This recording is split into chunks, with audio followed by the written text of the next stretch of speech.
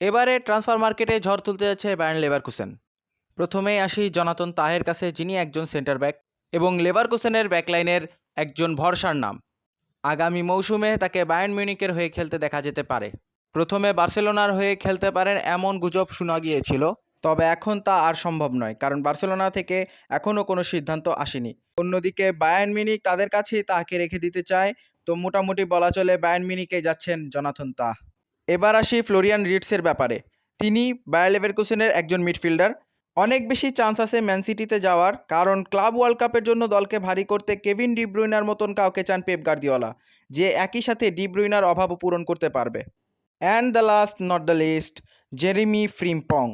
Next সিজনে লিভারপুলের হয়ে খেলতে দেখা যেতে পারে তাকে, কারণ যেহেতু ট্রেন্ট আলেকজান্ডার আর্নল্ড রিয়াল মাদ্রিদে জয়েন করবে, তাই লিভারপুল সেম প্রোফাইলের একজনকে দলে ভিড়াতে চায়।